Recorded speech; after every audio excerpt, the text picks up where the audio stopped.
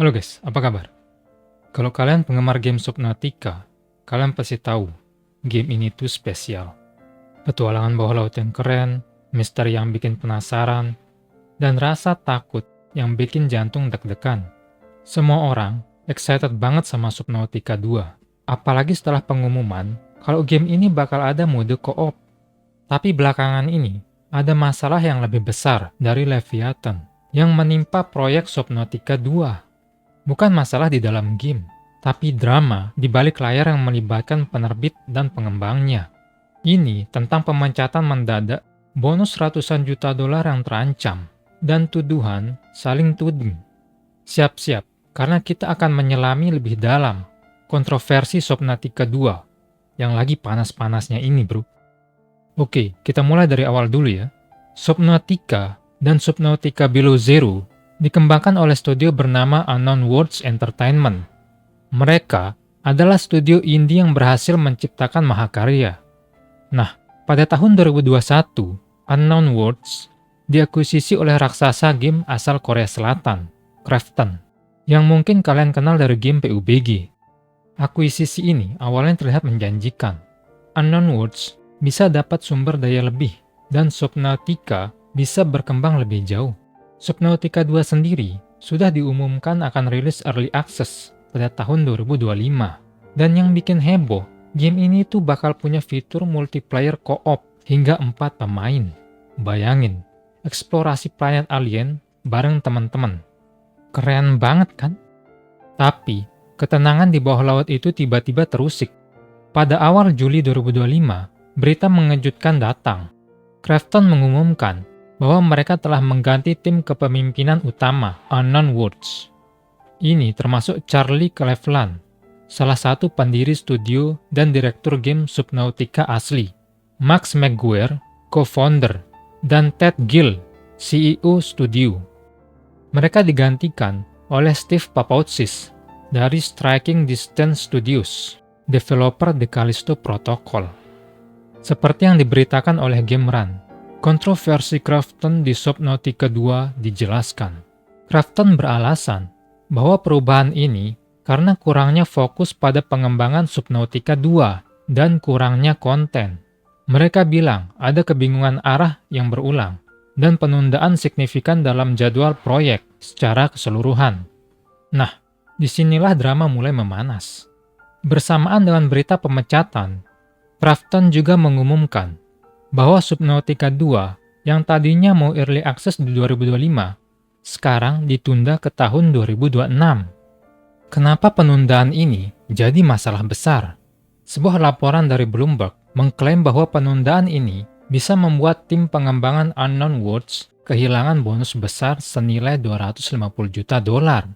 IGN juga menjelaskan, lebih banyak drama di dunia Subnautica 2 yang suram saat konfirmasi penundaan resmi datang di tengah laporan merugikan tentang bonus 250 juta dolar yang kini tidak mungkin didapat.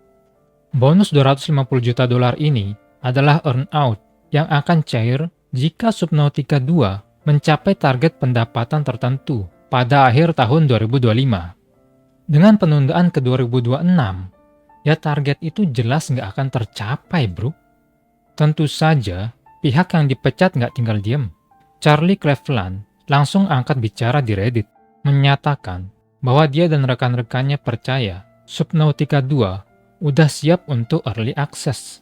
Dia bilang, keputusan penundaan sepenuhnya ada di tangan Krafton. Seperti yang dia tulis dalam postingan Reddit berjudul Gugatan, Pembaruan Komunitas dari Charlie di subreddit Subnautica.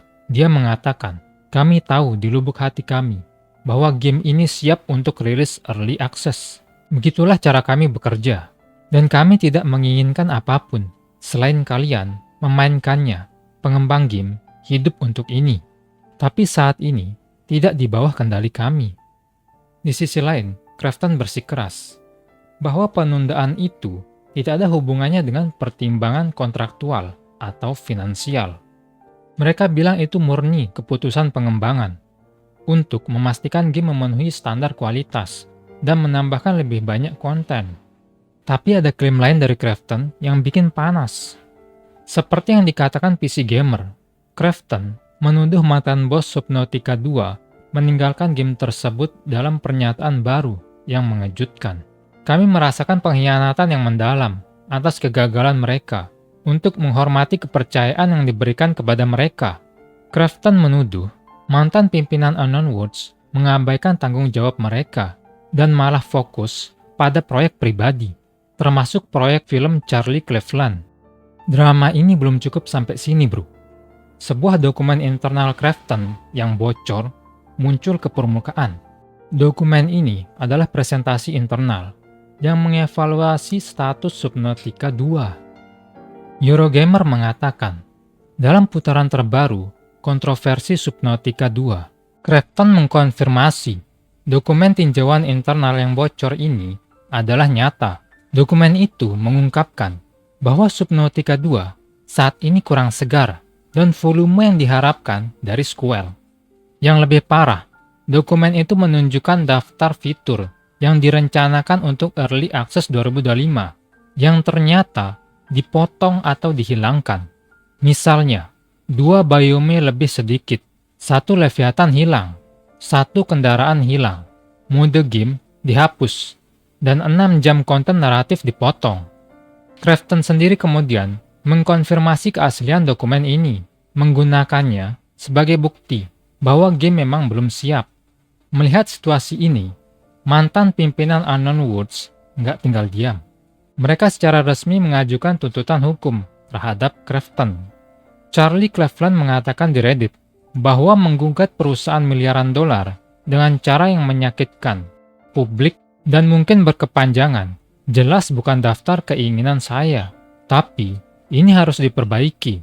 Subnautica adalah karya hidup saya, dan saya tidak akan pernah rela meninggalkannya, atau tim luar biasa yang telah mencurahkan hati mereka padanya.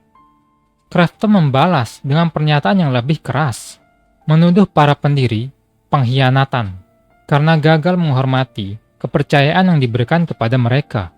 Ini benar-benar jadi perang kata-kata di depan publik. Tentu aja, drama ini memicu reaksi di komunitas Subnautica. Banyak penggemar merasa marah dan kecewa.